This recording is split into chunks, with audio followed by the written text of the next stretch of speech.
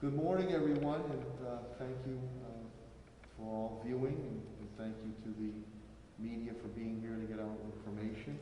If you don't mind at this time, I'm just going to take my mask off so you can hear me. I'm very, very appreciative of our sign language individuals that are here. We appreciate that immensely to get our word out. And also, Dr. Roos, who is the Chief Medical Officer for Trinity, Mercy Trinity Hospital, unfortunately is unable to attend. He is away, so I have a statement.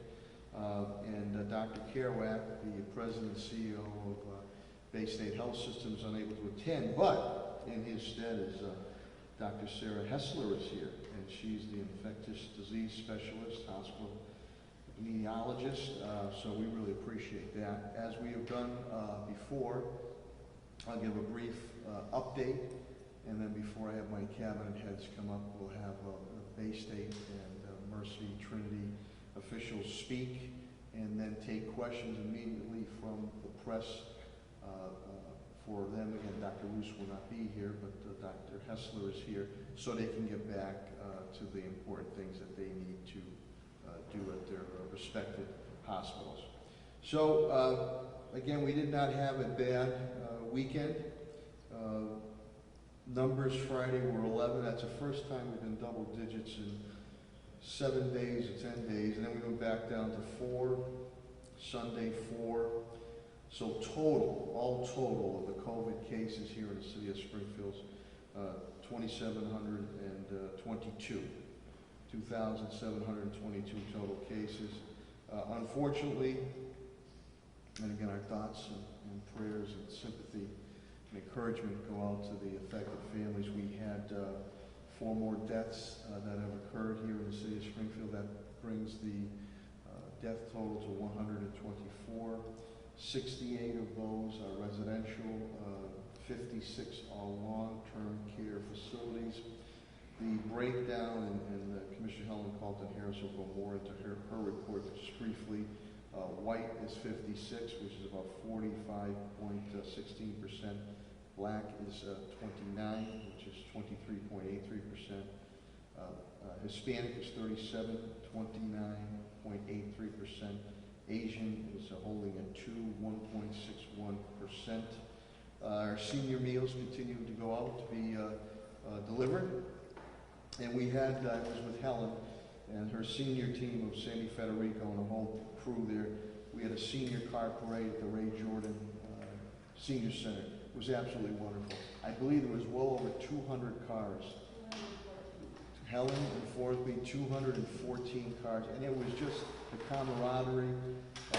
They miss being there. They appreciate what Helen and Sandy and the whole Elder Affairs crew continue to do. We had a tremendous amount of giveaways that we did, fun things, food, masks that we gave away, and some keenly decorated cars and trucks. It was the best meeting of my day. So Helen, to you and Sandy and crew, I'm very appreciative. We continue to stay very engaged with our senior population. Can't wait to get them back in all our senior centers, especially the Ray Jordan Senior Center. On the homeless front, again, we have done, everybody working together, a very, very good job. I mean, we had one more homeless individual tested positive, but when you look at it, south of 200, under about 200 homelessness or in jeopardy of being homelessness, only 12 total had tested positive. So this one has come after a while. We didn't have any testing positive. That individual is being aided. Helen informs me on that. Also, on the police front, Commissioner Clapper indicates to me that no one is out in COVID. That's very, very good.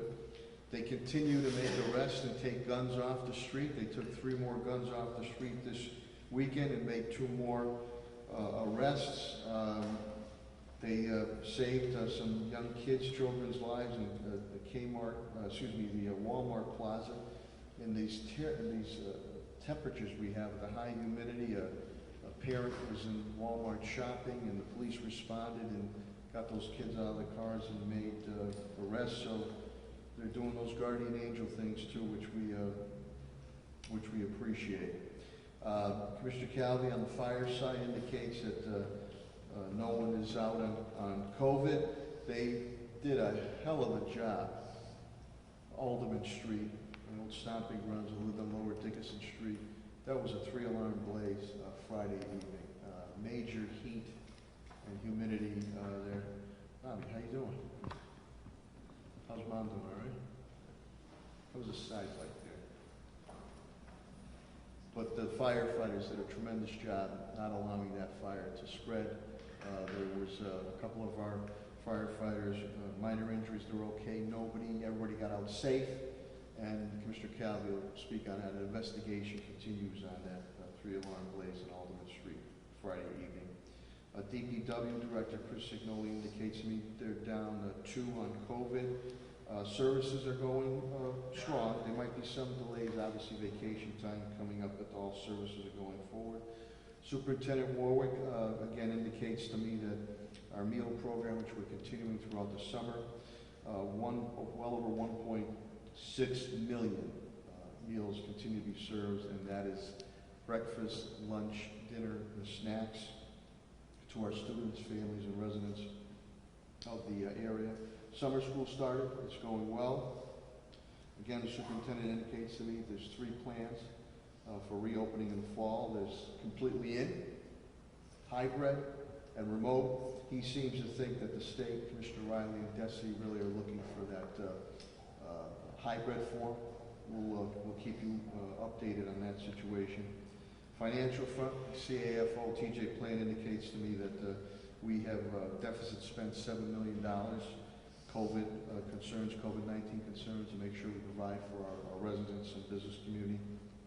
My financial picture is trending about $500,000 down on payments coming in compared to last year, and that goes with taxes, golf, MGM, parking tickets, so we're monitoring that. Some things are coming back into fold now.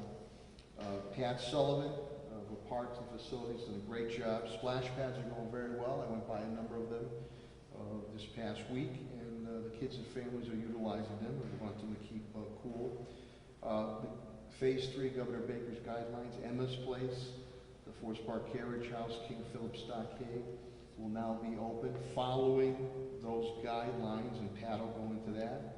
And through the governor's guidelines, and being an old catcher who wore the tools of ignorance in high school and Legion and college ball, baseball, softball are allowed to start following the stringent guidelines, and golf tournaments, and Pat will go into that, are able to start following guidelines. Only a certain number can be done at that point in time.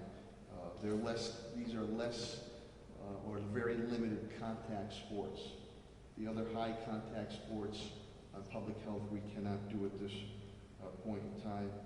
Tim Sheen, my Chief Development Officer at Echo Dev, we're just finishing up the 3rd phase of Prime to Pump, and I think awards will be announced sometime this week. This is, again, we've put out nearly almost $2 million, and this is for businesses that are having trouble reopening. The nonprofits, 10 applications have come in for $217,000. We have $250,000 there, and that's COVID-19 related. And then the regular CDBG program funding, some announcements will be coming out on that moving forward. My city solicitor, Ed Bakula, did inform me that he took that difficult task of being able to go into MGM this past Friday, and he indicated to me that he felt safe and didn't have any issues, and it was wonderful. So he did some clandestine work. I don't know if he won or he lost, but he was there. Bill Mahoney, my our HR and Labor Director, Attorney Mahoney, indicates, and we don't have the Springfield numbers, but nationally unemployment is down 11.1. That's down from 14%. We'll see if that trend holds moving forward. So with that, before I bring up Dr.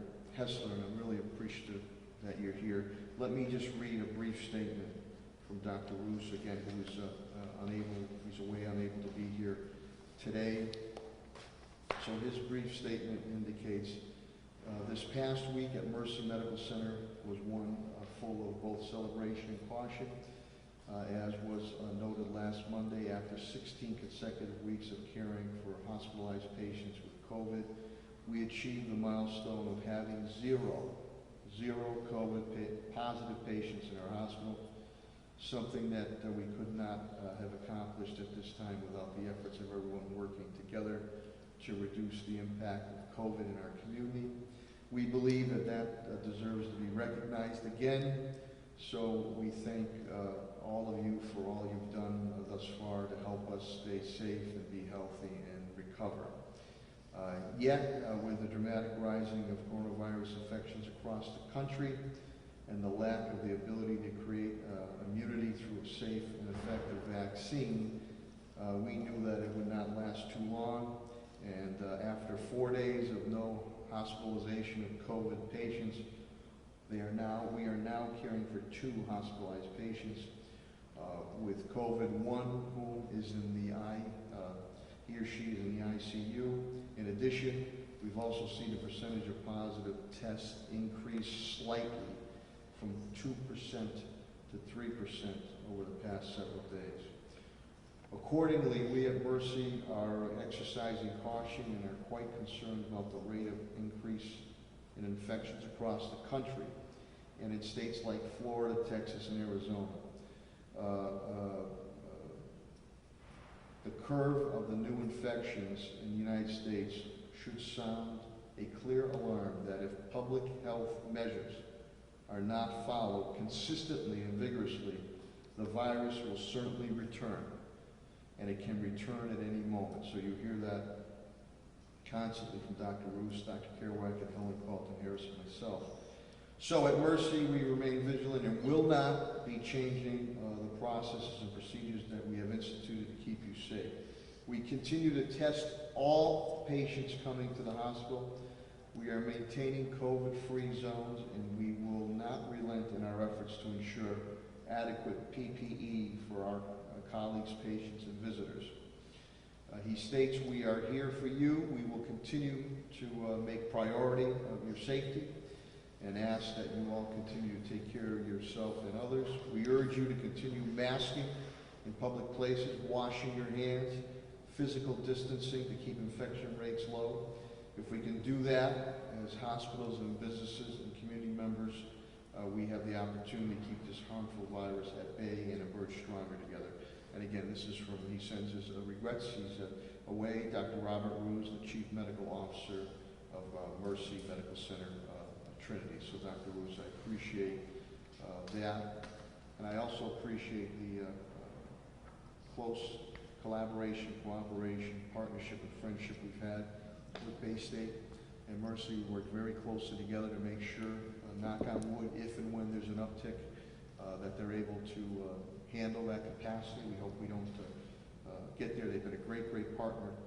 And Dr. Sarah Hessler is here, and again, she's the infectious disease specialist and heads up that whole division for Bay State Medical Center, Bay State Health System. So without further ado, Dr. Sarah Hessler.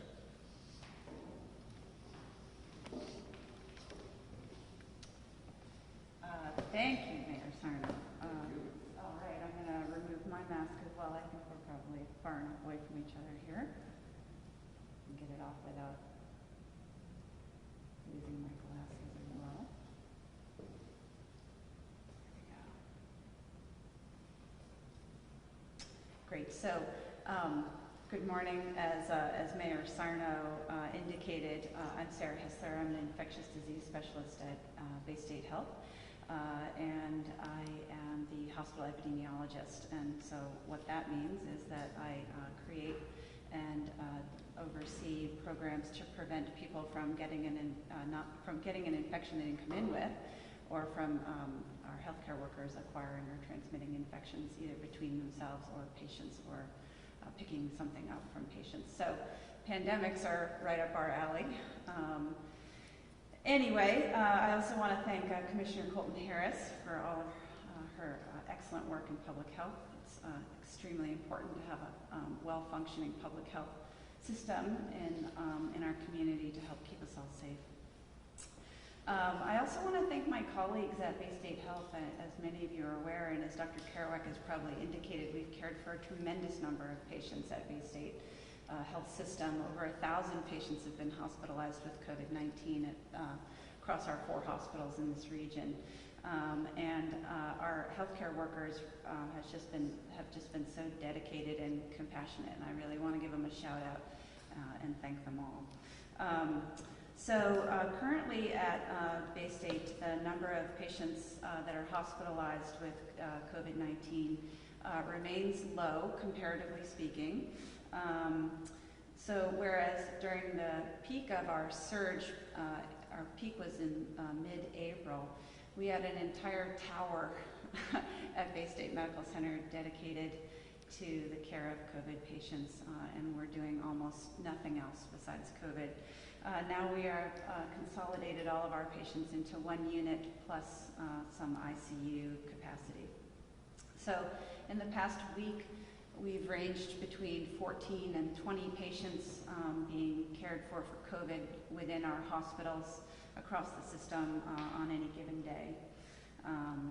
The remainder of our hospital capacity is being utilized for standard non-COVID care of patients. And as was indicated in the statement from Mercy Medical Center, we also have our COVID patients consolidated to 1 COVID unit, whereas all other units are non-COVID units. So in terms of testing, we continue to test 300 to 500 patients per day. Our percent positivity rate is 1 to 2% positivity. As anybody who has undergone a invasive procedure for which they were going to get sedation knows, we are testing people prior to those procedures as an outpatient, so that drives up some of that volume. These are not all patients that are actually symptomatic. But, you know, when I say 300 to 500 people, I'm not saying 300 to 500 are symptomatic. Many of these people are asymptomatic and are being tested for those purposes. And then I just wanted to briefly address some of the concern that's been in the press and the literature regarding a disproportionate representation of racial and ethnic minorities in terms of the being affected by COVID-19. So at Bay State Health, we have a team of physicians, nurses, community health workers, social workers, et cetera, who, and data scientists who are monitoring all the patients who test positive for COVID-19 through the Bay State Health testing system. And we're monitoring their, their age, their gender, the town that they live in, and if we know, what is their racial or ethnic makeup.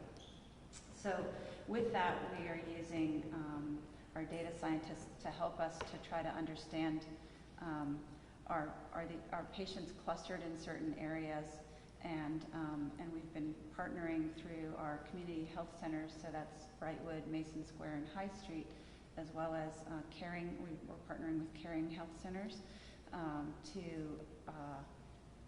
first of all, provide testing to people who, when they test positive, we're offering testing to their close contacts of family members, household contacts, and trying to assist the public health interventions that are taking place by making it easy for people to get tested. The second is that we're working with a variety of religious and community leaders to try to provide education around keeping ourselves safe. So mask wearing, social distancing, hand hygiene, and how to safely quarantine in home if you have been exposed or you have a family member that's ill.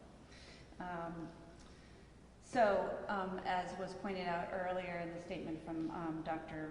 Roos, the United States really is continuing to struggle quite a bit with this pandemic. So as of this weekend, there were 3.3 million cases of COVID-19 in the United States and 135,000 approximate deaths. And this past week has been marked by records set on a daily basis for the number of new cases. Some states, particularly in the South and the Southwest, are being hit particularly hard. Florida, Texas, Georgia, Arizona, and Louisiana. There are excellent websites for anybody who's interested in tracking exactly where these cases are clustering.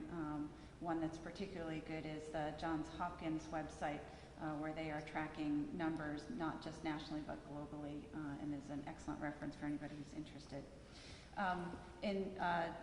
In contrast, Massachusetts and other northeastern states are doing very well in terms of our numbers. We continue to have low numbers, relatively speaking, compared to other parts of the country. But that doesn't mean that we should lose our vigilance. The biggest risk within our state, frankly, is the importation of cases from outside of this region. Summertime is a time when people travel. They visit family members and friends, and that is a very large risk for people to bring the virus with them when they come, or for people who are traveling from our state to some of these hot spots may inadvertently become infected and then import it back in. And so this is why, and I'm going to speak about this a little more, but as we travel or as we have people coming to visit us, social distancing, mask wearing, hand hygiene. I'm going to sound like I'm beating a dead horse here, but this really works. It's incredibly important, and this is the way that we're going to protect ourselves from re-importation of cases into this region.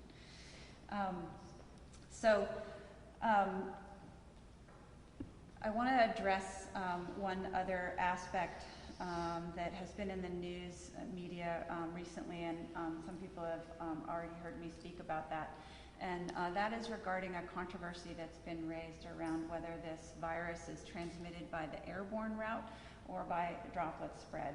And for those who are not familiar with this controversy, there was a group of scientists who submitted a letter that to the World Health Organization, the WHO, expressing concern that there wasn't enough attention being paid to the possibility that this virus could be spread through the airborne route and not just droplet.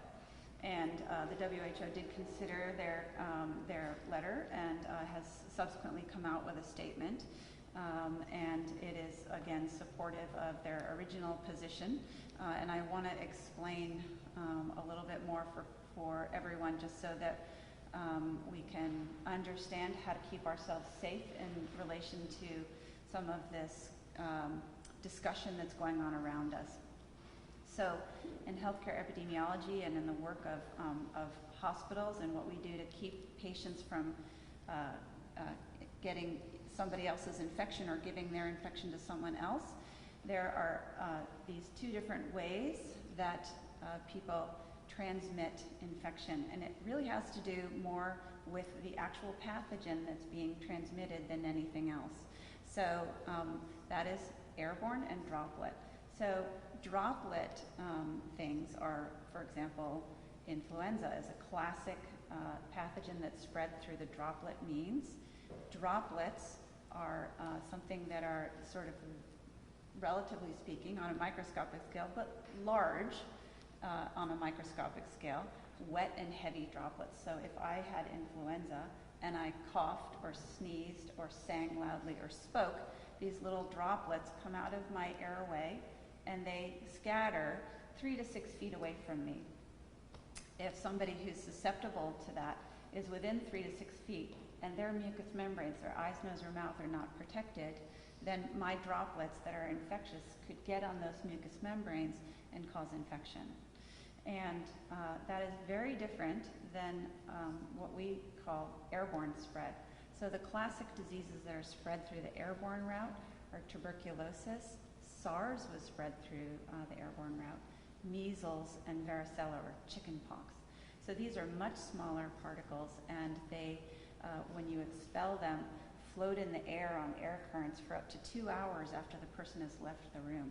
It creates a very different pattern of infectious spread than droplets do. And the concern on the part of the scientists who wrote the letter was that it is theoretically possible to aerosolize this virus. And they're correct. It is theoretically possible to aerosolize the virus, and we've known that for a while. And that is why we have healthcare workers wear special fitting masks, the N95s, or a PAPR hood, when they do procedures that are known to aerosolize the virus. So, for example, when a breathing tube is inserted down someone's throat, if they're critically ill and they need to be put on a ventilator, that's a procedure that would create aerosols. And so we know that this occurs, but it's not how the virus is transmitted for the majority of the time. And it's really important for us to understand that.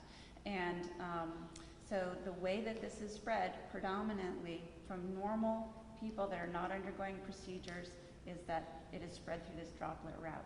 That is why it's critically important for all of us to practice these basic forms of hygiene. So the first is to wear a mask around other people. The reason for that is because the virus can be transmitted 2 days before you start developing symptoms. So you may not think that you're sick, but for 2 days before you're developing symptoms, you could actually transmit the virus. In addition, some people develop no symptoms at all or just very mild symptoms, and they may not think that they have COVID-19, but yet they could be spreading the virus. So mask wearing by all people helps to protect everyone around you. It's good manners to wear a mask, and that's why we want to help to protect our family, our friends, and people in our community that are near us. The second is social distancing, and that is around the idea that if you stay 6 feet away from other people, everyone in the room here is standing 6 feet away from each other. The point of that is that if somebody like myself was infected with something that is spread through the droplet route, people staying far away from me, their mucous membranes aren't within the range of my droplets. So that's another second way that we can protect ourselves. And the third way is through hand hygiene. So cleaning our hands very often. And that is because, again, if I were infected with something that was spread through the droplet route and I coughed or sneezed, it could get on these flat surfaces around me. If somebody else were to come along and touch it, and then touch their own mucous membranes, they could transmit the virus that way. So that's where cleaning your hands very frequently and not touching your mucous membranes is the way to help protect ourselves. So I hope that's been clear in terms of those differences. And with that, I'm happy to stop or take questions if anybody has any. Dr. Hessel did a great job. I appreciate you being here. Dr. Hessel will take any questions or comments you might have once you get back to Bay State. So any questions or comments? Yeah. Dr. Hessler, I'm curious, there's, as we are thinking ahead to the hopefulness of the vaccine or something like that, there's obviously a concern about whether or not there's natural immunity to this virus at all. Have you seen either in Bay State or in literature any proof that people have actually been reinfected with the virus up to this point? Because we see some communities in like New York, which basically on a mathematical level already at herd immunity. Not everybody is, obviously, but if we're not developing natural immunity, that also passed out on a vaccine as well. So I'm just curious if you've heard anything about that. Sure. That's a great question. For anybody that didn't hear it, I'm just going to repeat it for the sake of the microphone, and I'll paraphrase you if that's okay. Sure. The question was, is there any evidence that people develop lasting immunity? And number two, is there any evidence that people can get reinfected with this virus? And the answer is probably, to the first thing, do people develop protective immunity? The answer is probably, but we don't know yet. There are lots of people that are working on this to try to determine exactly how long antibodies last. We can demonstrate through antibody testing that people do develop antibodies to this, and there's lots of studies in the literature that demonstrate that antibodies are developed. But are they protective antibodies? And how long does that protection last? And that is not yet known. The second question around is, has anybody been reinfected? That, again, there's no published reports that I'm aware of, unless some case report came out this morning. I'm not aware of anybody that has reported somebody that has had a bona fide reinfection. Again, anytime that we're dealing with a novel pathogen like this, things change all the time. They change so quickly that, you know, it's hard to say a definite yes or no when we don't have any answers yet, and sometimes it takes a long time for things like reinfection, if it were to happen, to have enough time to develop, if that makes sense, right? So we've only known about this virus since mid-December, and if immunity lasts that long, then maybe that's what's happening, but we don't actually know. And so, I realize we not had a chance to read through. There's a report published in, or not a report, it was a first-person account from drvox.com that was published about saying somebody who got tested positive 2 months after he had previously been diagnosed. Is there any caution that you could give to people as saying, like, not to necessarily take one case as a trend? Yes. Yeah. I imagine that would be rather alarming for some people that may read that, you know, account from a doctor. Yeah. You know, I don't want to get too technical here. However, I think it's very important for people to understand a basic concept around this virus and the detection of this virus. Okay, so, and that is that the state-of-the-art way that this virus is diagnosed is through something called a PCR, or polymerase chain reaction. And so the swab that goes down the nose, it's then put in a very fancy machine, and the machine is its whole way of detecting the virus is through amplifying a genetic sequence that's specific to that virus. If there's no virus in the sample, it won't be amplified enough to be detected by the machine. If there is virus in the sample, then after a certain number of cycles of the machine going through the process, it will detect the virus, okay? So the lower the number of cycles it takes to pick up the virus, the more virus there is there.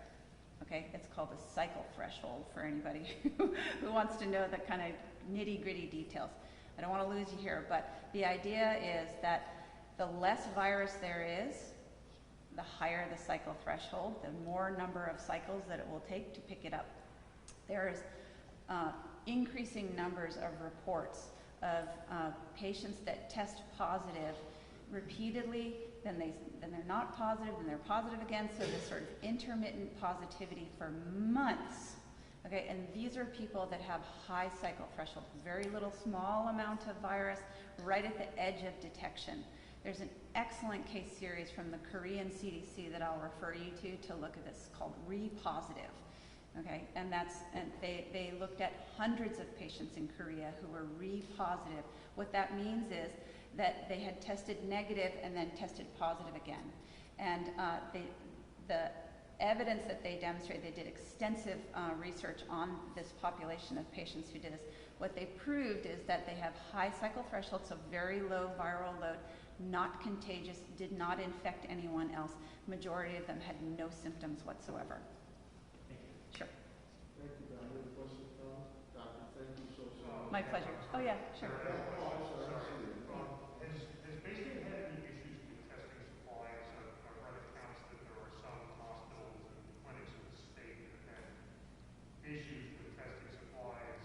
The nasal swabs that you mentioned being one of the things that they're short of. Has that been an issue for Bay-State? Yeah, great. So again, just for the sake of clarity, now everyone can hear each other in masks, the question was, has Bay-State experienced any difficulty in getting an ample supply of testing equipment? And the answer is yes.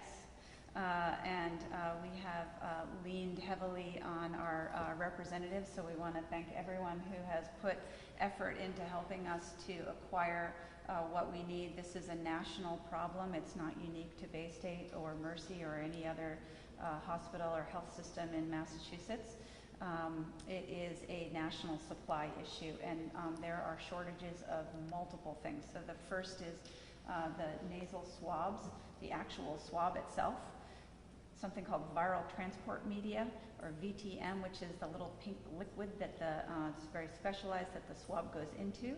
So those are two things. The third is the reagents that are required to run the PCR machine. So certain of the platforms that are used to test patients, particularly the ones that have a quick turnaround time, very rapid. So we have one at Bay State. It's the Cepheid platform. It's a 2-hour turnaround time. Nationally, they have extremely limited supplies, and every hospital that uses this platform across the country is on something called allocation, meaning that you only get this small allotment, and sometimes you don't even get the allotment. It makes it very difficult for us to be able to plan throughput through the hospital as we're trying to test people rapidly. But we do have excellent capacity with our, we have several PCR platforms that are high throughput, meaning we can run multiple specimens, more like 90 rather than one at a time. And so we can do higher volume, but the downside of that is that it takes 8 or 9 hours for the test to go through the complete cycle from obtaining it to getting the result. And so again, it's more of a hospital operations issue than it is an availability for people or patients to get tested, if that makes any sense. So it's really more what we deal with in the background than what we have to offer, because our workaround is that we can offer to ample testing. It's just that for our operations purposes, it's quite challenging. Have you seen an increase in demand for testing? I mean, I know you say test people, a lot of people who are testing are asymptomatic because they're being tested before they're having a procedure done. Have you seen an increase in demand for testing for people who have symptoms? As far as I know, we're not seeing, I'm sorry, so the question is, are we seeing an increase in demand for symptomatic people getting tested? And the answer to that is, over the last week, we haven't seen an increase in demand for symptomatic testing. There's lots of other requests for testing that again, around asymptomatic testing, things like return to work or return to school, these sorts of things as well. So yeah. This is kind of, I don't want to say routine testing, but testing that's not being driven by a concern that we're seeing more virus in the community. Correct. And we do not believe that we're seeing more virus in the community this week compared to last week, for example. However, again, we remain extremely vigilant because we're very worried about how many cases there are in the rest of the country and the possibility that that will lead to a second surge in the Northeast. And I can tell you that we have seen people that have come from places like Florida, and that was their risk factor, is that they came from Florida and or somewhere else that has high case load right now. And part of it, this is my last question. Sure. It's part of the phase 3, reopening the mayor alluded to the casinos open to the public today, the basketball hall of fame, so museums are open. Now, obviously, they're limited capacity. But these are all facilities that their business model depends on attracting a lot of people coming in and people coming in from states. So is that a worry to the healthcare community that we have these types of facilities now open? Okay, so the question was, now that we're moving into phase 3 and places like casinos and the Basketball Hall of Fame are opening, is there a concern that will, because these are places that attract people, will that lead to an increase in number of cases? And so, of course, there's always concern, and I think that is probably why the governor has been so cautious about reopening the state. And so the success of any reopening strategy depends on each of us taking personal responsibility for wearing a mask, for keeping 6 feet from other people, and for practicing hand hygiene. And it really comes back to that. It always comes back to that. Everybody has to do their part to protect Massachusetts from having another surge. Thank you. Great. Fantastic. Thank you. Thanks for what you're doing, and stay safe. My pleasure. Thank you very much for inviting me. John, let me give you clarification. I was thinking of Bobby Hastings. John, okay. Paul, that's an interesting question. I was asked that question on CNBC earlier this morning pertaining to the now with MGM and other attractions opening up. What did you tell us? Well, what we had told them too was all the precautions that they're taking. And what Helen has been saying for a long, long time, the contact tracing, which is very, very important. It's a balancing act. You know, we're trying to follow the medical, the health, and the public, and the sciences. But we're also trying to get our businesses open and going again. MGM had a specialist in there too. Helen can elaborate on that. And I think that Dr. Hessler made a good point. Many times when you're looking in the mirror, people are always pointing fingers. Hear what the doctor said, personal responsibility. And each and every one of us need to practice that. So I think our collaboration and working closely with the hospital is key. And the preventative work, proactive work is key. But if someone does contract it coming from the outside, then the contact tracing is extremely important. And they have that information of people coming in.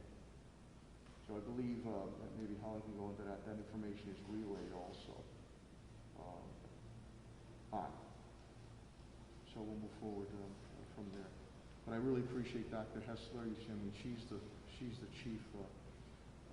specialist now, taking the time to be here. And speaking of chief specialist, Helen Colton-Harris, my Commissioner of Health and Human Services, will bring you up to date on our overall situation and elaborate on that. Helen Colton-Harris.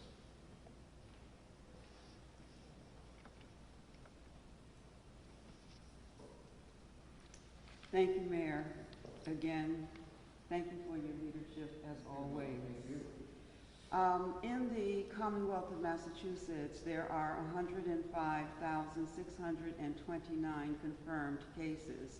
The probable is 5,968. Now, I've been asked many times around the question about probable. Probable is a case that meets the laboratory evidence and the clinical criteria, but does not have a positive test. So those individuals are considered probable, but have not had a COVID-19 positive test. The total cases, when you combine the two, is 111,597. The mayor indicated 2,722 are from the city of Springfield.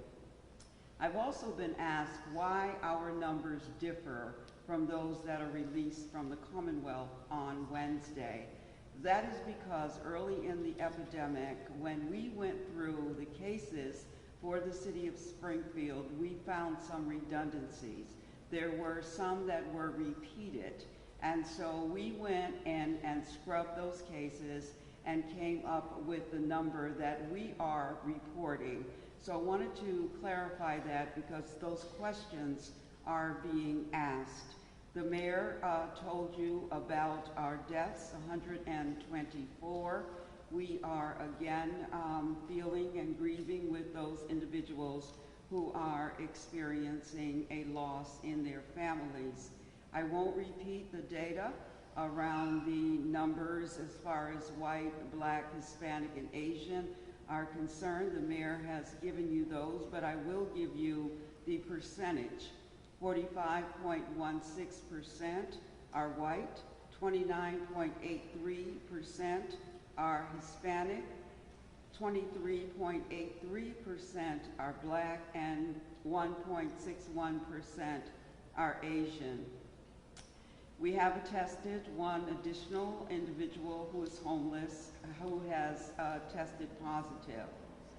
Testing, I am very appreciative of the legislators in the Commonwealth of Massachusetts who stood up and said that we need the state to stand up asymptomatic testing sites in the city of Springfield.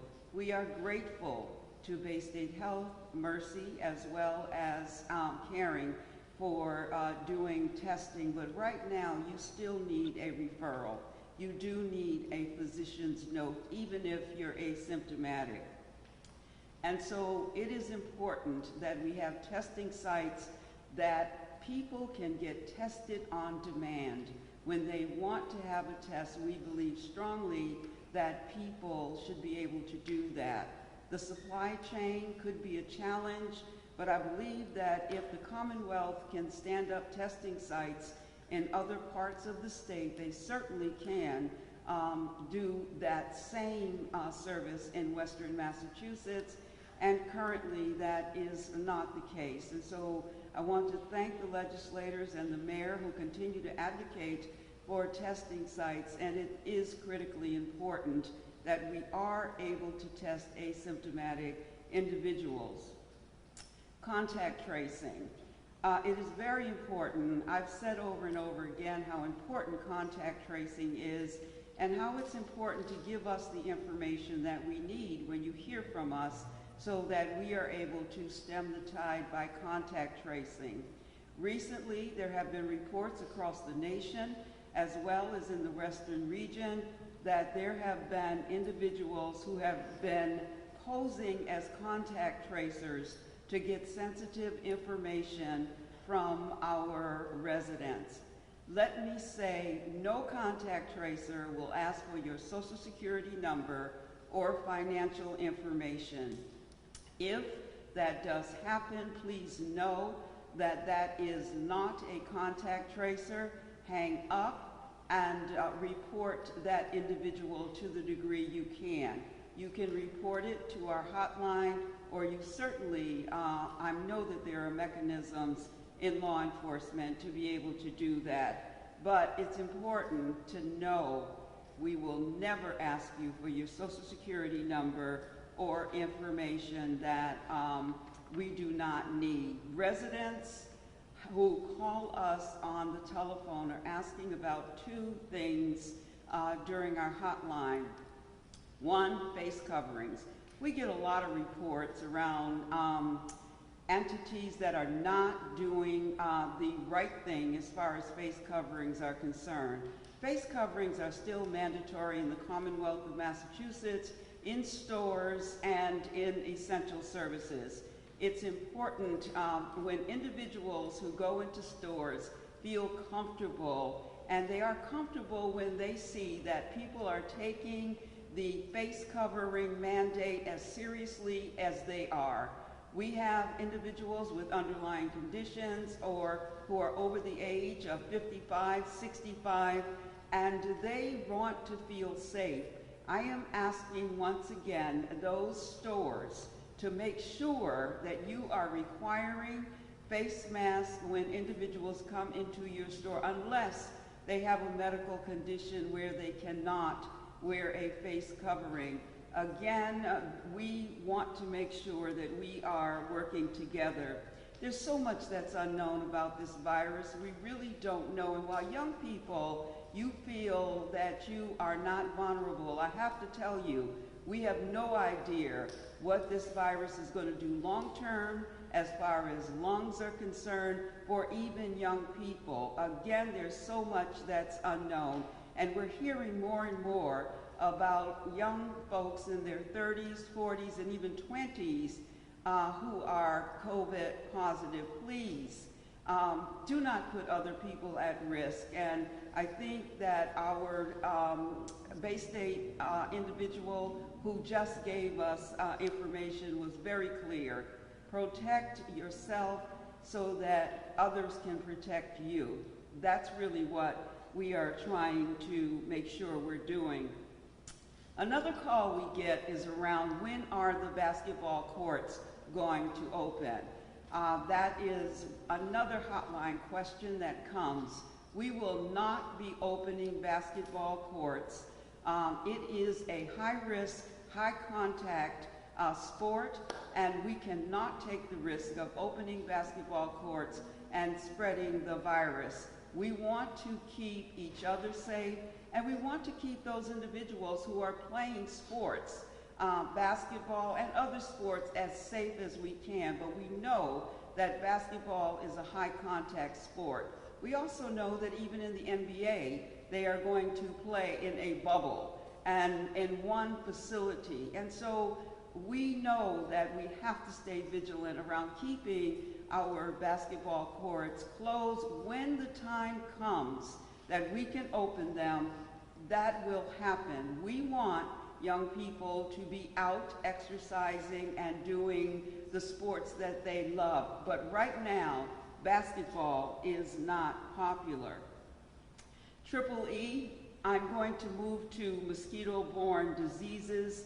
EEE, Eastern Equine Encephalitis, EEE, is a concern, as well as West Nile virus. You should know that the state puts traps across the Commonwealth, and so there are traps in the city of Springfield and the Western region. The state then collects the mosquitoes from those traps, they test them, and that's how they know that there are mosquitoes who could potentially infect in our area. We will know when we have that situation because the state will report it to us.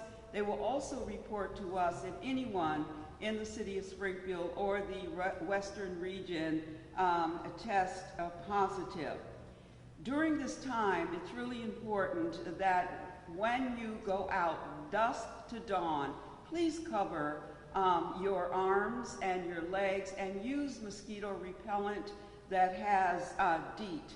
We know the symptoms of EEE, which are headaches.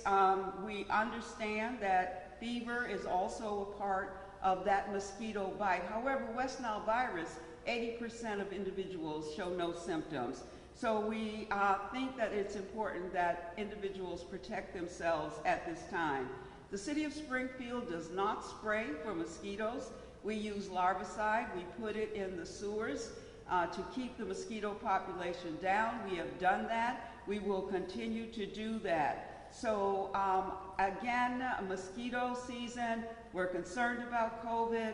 There's a lot going on in the environment at this time, and we're asking people to protect themselves.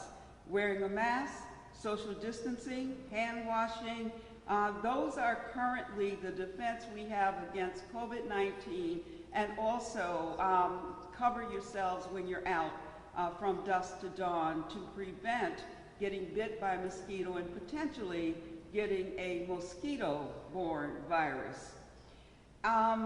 We are in this together. We've said that over and over again. One of my favorite quotes is from Cornel West, who wrote in Race Matters, we are on a slippery slope towards economic strife and social turmoil. And he says if we go down together. And I think that's what we've been saying as far as prevention and intervention and face covering, social distancing, and hand washing is concerned. If we do these things, then we can protect each other. But if we don't, we are going to impact each other. And as the statement says, if we go down down together. Continue to be vigilant and understand that we are working with you for a healthier community. Thank you. Thank you, Commissioner Falcon-Harris. Appreciate that. And we'll go down to the public safety component.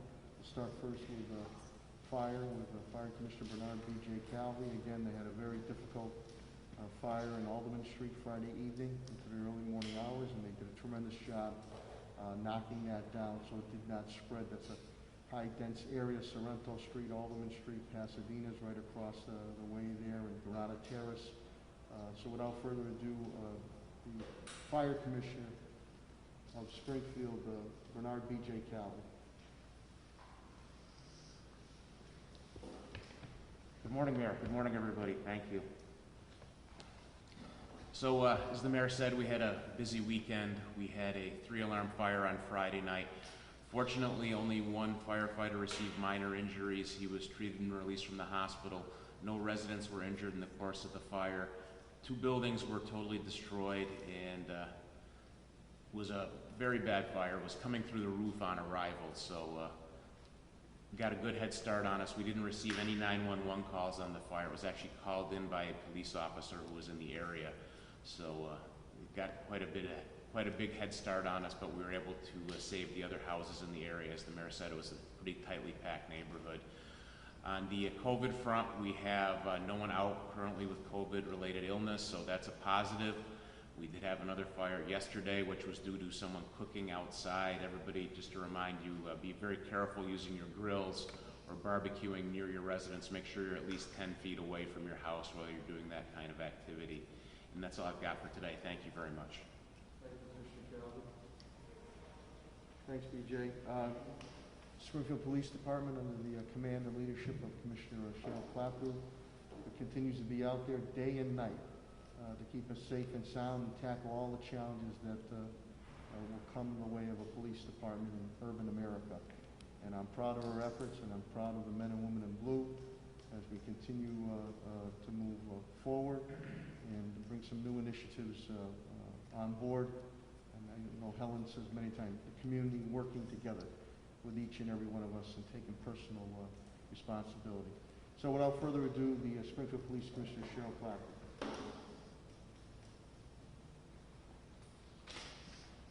Thank you, Mayor. Good morning. We have 0 out due to COVID. For the weekend, on Friday afternoon at 4:45 p.m., we made an arrest on Central Street. An 18-year-old shooting a vehicle was hit. He was arrested, the gun seized.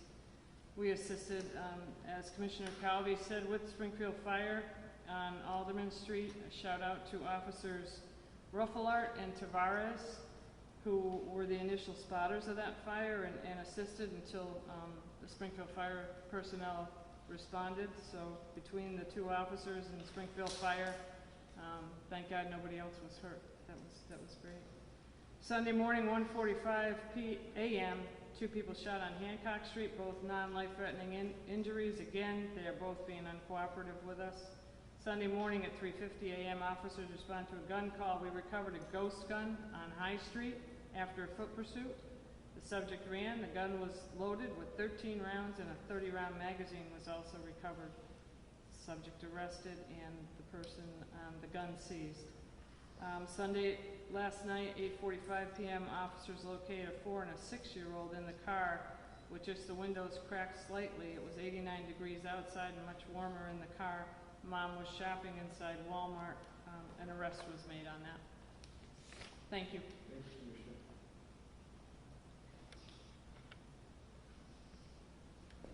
Now with the Parks and Facilities update, Pat Sullivan and his team has done a great job as we continue to move out of phase 2, the second part of phase 3, and he'll have some updates that we're now allowed to do following all the strict guidelines, health guidelines in phase 3. The Director of Parks and Facilities Management, Patrick Sullivan. Thank you, Mayor. Good morning. We continue to clean and monitor all building activities. And under the advice of our Health Commissioner and Mayor Sarno, we have kept our temperature checks at both Tapley Street facility and City Hall, and I think that will be the case going forward. We're very thankful to the parents and guardians throughout the city of Springfield. We have the 18 splash pads open, and driving around all last week, everyone was being respectful and mindful of the guidance that we have set forward, so we appreciate your continued cooperation. As the mayor stated, the Carriage House in King Philip Stockade can now be rented for 65 guests, and then Emma's Place on Parker Street is available for rental for 45 guests. The governor has put guidance forward in phase 3 for sports. Field permits can now be obtained for low and moderate risk sports. Those are 2 of the categories. The last category is high risk. So the examples of low risk are tennis, pickleball, swimming, disc golf, individual biking, and fishing. And the moderate risk are baseball, softball, crew, track, cross country, team swimming, and volleyball. High risk are football, wrestling, soccer, rugby, basketball, lacrosse, ice hockey, and martial arts. So with this guidance, just really the low and moderate risk can move forward, and we will continue to wait for the governor's guidance as we move forward. Thank you. Thank you, Director Sullivan. Now on our street services, and again to DPW Director Chris Signoli and his team. They've been there from day one and continue to put the efforts across, whether it's trash or recycling, street work, or DPW efforts, and really appreciate the men and women of DPW, unsung heroes. So without further ado, Department of Public Works Director for City of Springfield, Chris Signoli.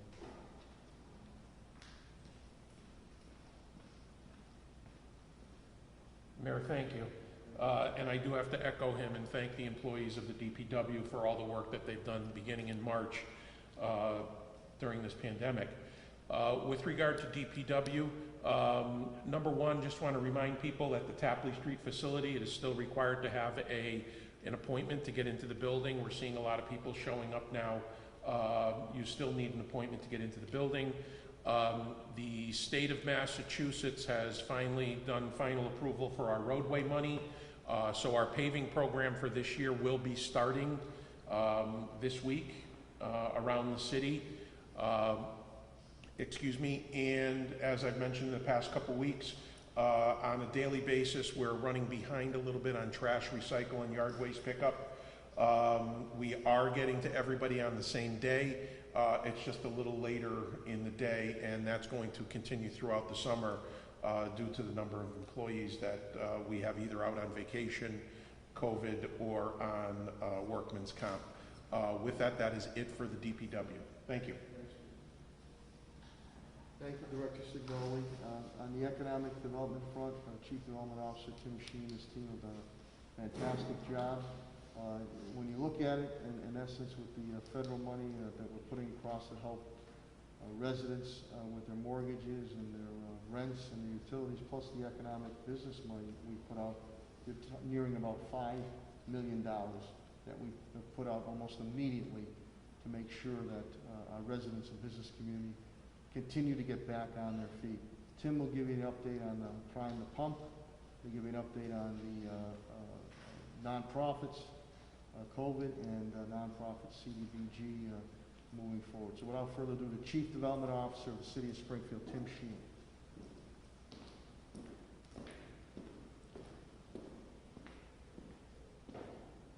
Thank you, Mr. Mayor. We're finishing up the scoring on the round 3 of Prime the Pump. We're expecting that within the next couple of days we'll release those awards. We are also in the midst of the nonprofit round. Applications are due in the 17th before 3 o'clock.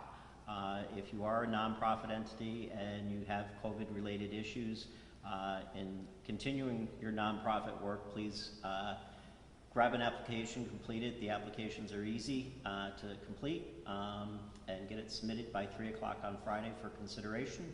And finally, I wanted to indicate we have now turned our attention to the Public Service Normal CDBG Community Development Block Grant Program.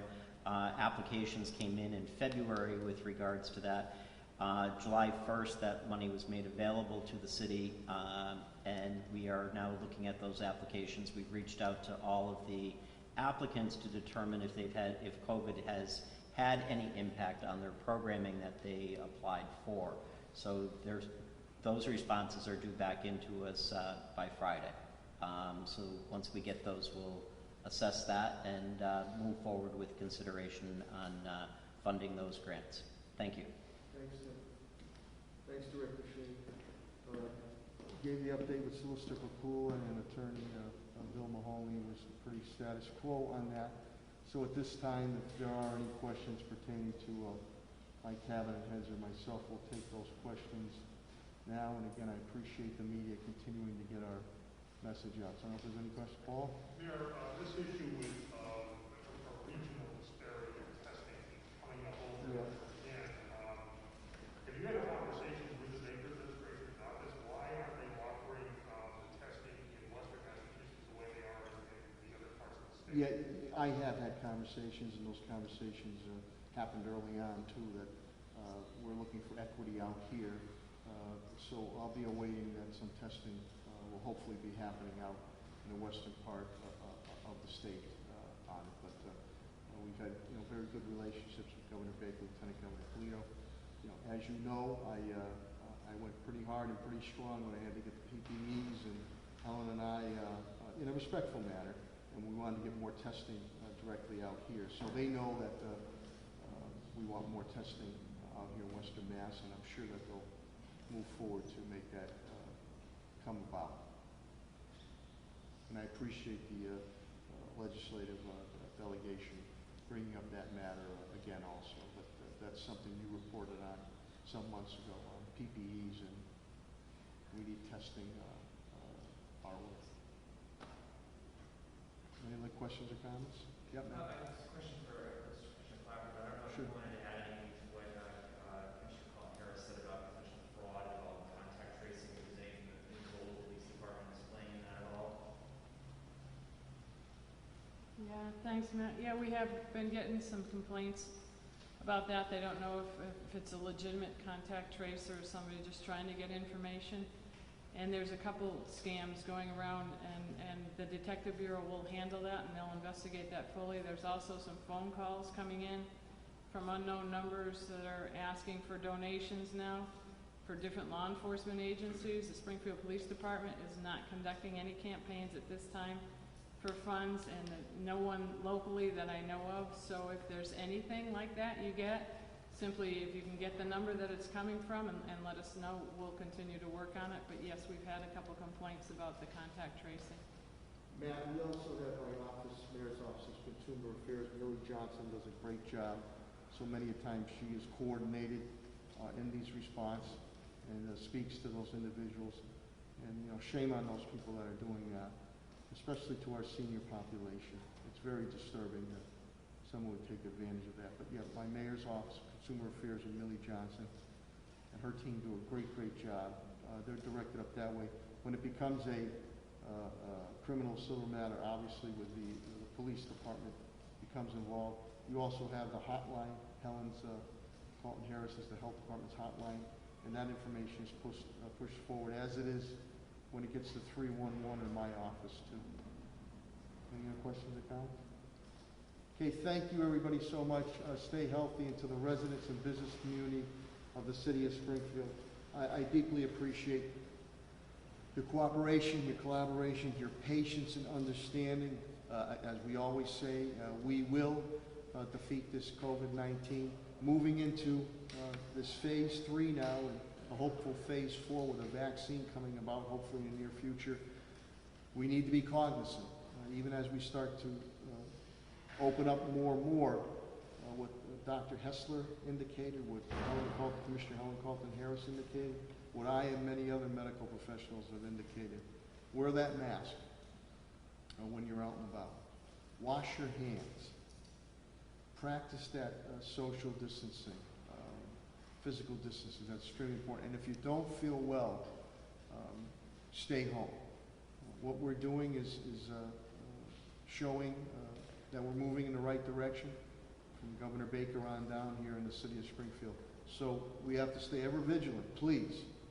We're not out of this. I know there's a lot of things hitting all of us, whether here in America or Massachusetts or in Springfield. But we are still tackling all these issues or conquering all these issues in the midst of a pandemic. And we cannot lose sight of that. Last thing I'll say, again, to my cabinet heads down to rank and file, tested and true, including myself. None of us are perfect, but they're working hard day in and day out for you. So when you can give a shout out, give a shout out. And again, I appreciate any type of constructive criticism too. Stay healthy and God bless. Thank you very much.